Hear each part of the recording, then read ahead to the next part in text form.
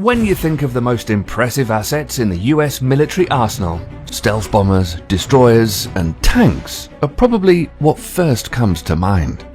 But now, we might just radically shift your perspective. New attack submarines are being built for the US military, in particular the Virginia-class Block V submarines, which are not only powerful, but have nuclear attack capabilities. The first Virginia-class submarines were first planned in 1991 as a cost-effective replacement to the Seawolf class of submarines, which cost around $1 billion more per unit. While development was slow at first due to a number of technological obstacles, the first wave or block of Virginia-class submarines was commissioned between 2004 and 2008. Since then, a new block has been commissioned every 4 to 6 years, with the first Block IV submarine entering service in April of 2020. So what really makes these submarines so impressive? An analysis of the first Block IV submarine, the USS Vermont, says it all. It's the third naval vessel to be named after the Green Mountain State. The first Vermont was a 74-gun warship authorized by Congress way back in 1816, and the second Vermont was a battleship number 20, commissioned in 1907. The new USS Vermont is the first of 10 planned Virginia-class Block IV submarines and is 377 feet long, has a 34-foot beam, and can dive to depths greater than 800 feet, although its maximum depth is classified. When submerged, it can operate at speeds in excess of 25 knots and has a displacement of 7,800 tons, fully loaded with a 132-person crew. Additionally, like every Virginia-class submarine before it, it's powered by an advanced nuclear reactor. While these physical metrics don't make it the largest or fastest submarine in the world, it's by far the world's most technologically advanced nuclear attack submarine. This is due to its impressive onboard devices. For example, the submarine uses a unified modular mast rather than a collection of several masts. This is highly useful because a unified mast acts as an all-in-one tool for sensing the sub's surroundings, navigating water bodies, communicating with home base, and detecting enemy communications and radar. It also has an advanced pump jet propulsor, which is superior to a traditional blade propeller because it reduces the risk of cavitation and is significantly quieter. These two features are topped off by an electronic ship control system, an advanced command and control system module, a strong auxiliary generator, a modernized integrated combat system to improve the sub's warfare capabilities, an advanced electromagnetic silencing system to detect magnetic mines, and a 9-man lockout chamber that acts as a small, detachable submarine. To increase its enemy detection and communication abilities, it also has an impressive sonar system. The first component of the system is the Large Aperture Bow Sonar Array, which provides enhanced passive detection capabilities. The second is a Wide Aperture Lightweight Fiber Optic Sonar Array, which provides sonar sensor input to the submarine's combat system. The third is a pair of high-frequency active sonars mounted in the sail and bow, which enables safer operation in coastal waters, enhances under-ice navigation, and improves anti-submarine warfare performance. The fourth component is a low-cost conformal array high-frequency sonar, which provides high-frequency coverage above and behind the submarine. The final components are a TB-34 Fatline Tactical Towed Sonar Array and a TB-33 Thinline Long-Range Search Towed Sonar Array, both of which act as acoustic sensors to give the submarine ears in the area surrounding it. In short, this rather complicated sonar system is so effective that it can reportedly detect enemy ships that are as far as 3,000 miles away. Yet all of this technology doesn't even include the sub's heavy-hitting armaments, which consists of several Tomahawk cruise missiles and a number of Mark 48 advanced capability torpedoes. These torpedoes can be launched from one of 4 torpedo launch systems, and the missiles from either one of 12 vertical launch systems or one of 2 Virginia payload tubes. Interestingly, the Virginia payload tubes in particular will likely be equipped with global strike missiles, consisting of a common hypersonic glide body and a 34.5-inch two-stage booster. The Navy claims that these missiles can hit any target in the world in the span of just 1 hour. If this is to be believed, this would mean that the missiles can travel in the Mach 10 to Mach 20 range, which equates to a speed of 7,600 to 15,200 miles per hour. This will potentially make the USS Vermont a massive game changer in future conflicts. But the impressive submarines come at a price.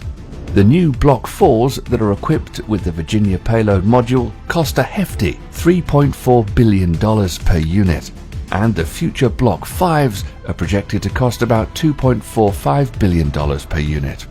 With the Virginia payload module being a large factor in this high price, the reason why it's so expensive is due to its sheer size and capability.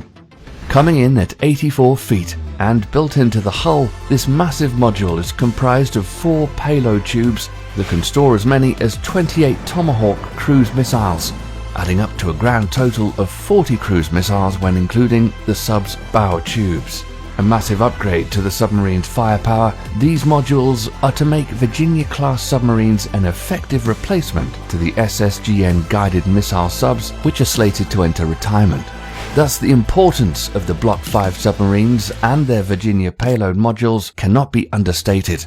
And, as put by Rear Admiral David Goggins, a generational leap in submarine capability for the Navy, these design changes will enable the fleet to maintain our nation's undersea dominance. However, these costs may soon be justified.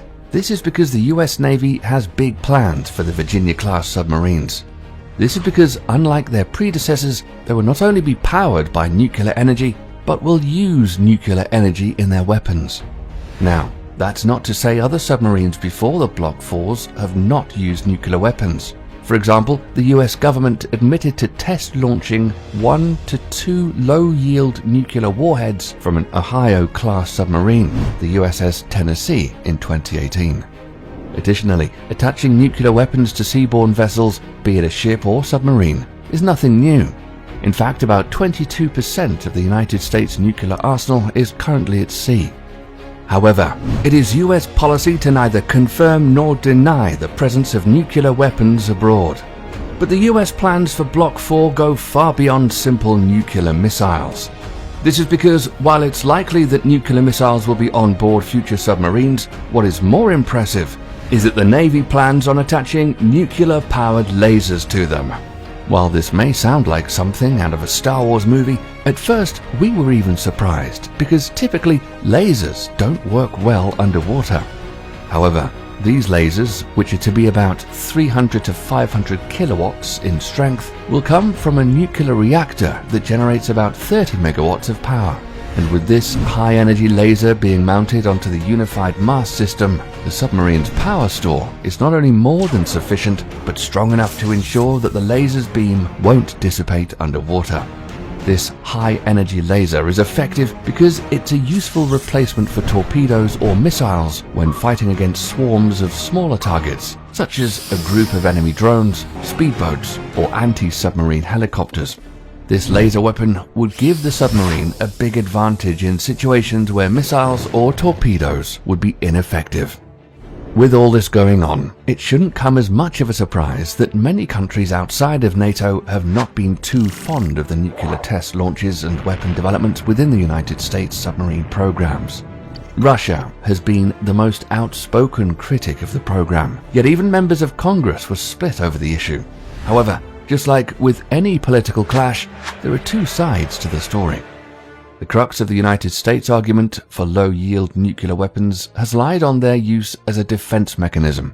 For example, John Rood, the Undersecretary of Defense for Policy, said the deployment of low-yield nuclear warheads lowers the risk of nuclear war by helping dissuade Russia from initiating a limited nuclear conflict. This sentiment is echoed by General Hyten of the US Army, who stated that the adversaries of the United States believe the deployment of a low-yield nuclear weapon would not be responded to by NATO or the United States. Therefore, he believes that the first role of that weapon would be to act as a deterrent. Now, this makes sense to a point. After all, American adversaries such as Russia and China are known to have a stockpile of low-yield nuclear weapons. Therefore, if the US or one of its allies were to be attacked by one, it would be appropriate for the US to have a stock of them in order to appropriately respond. However, in the same meeting, General Hyten was asked whether the US would have targets in mind for these weapons, and General Hyten responded that, "I'll just say for the record that yes, there is. This is concerning because it exposes the willingness of the United States to use those weapons not just defensively, but perhaps offensively." Additionally, Moscow has repeatedly rejected US allegations that Russia was considering a nuclear conflict. After all, Russia has argued that a limited nuclear conflict would inevitably escalate into a full-blown nuclear war. Therefore, Russian Deputy Foreign Minister Sergei Ryabkov has called it very alarming that the US views a low-intensity nuclear conflict as a feasible option. As a final note, it should be recognized that US President Donald Trump pulled out of the INF with Russia in 2019. And the Russians are not hopeful that the US will extend the New START treaty, which is set to expire in 2021. Considering that this is the last remaining arms control deal between Russia and the US, it's not hard to see why Russia is concerned. Yet, whether the rest of the world likes it or not, Congress approved the development of several low-yield nuclear warheads for submarine-launched ballistic missiles in late 2018. However, the question still remains, is the USA looking to start a nuclear war? Or is the country just trying to defend against Russian aggression? While the answer to that certainly isn't clear as of now, all we can really do is wait and see. We welcome your comments. Stay informed on scientific and military events by subscribing and turning on notifications. Thanks for watching.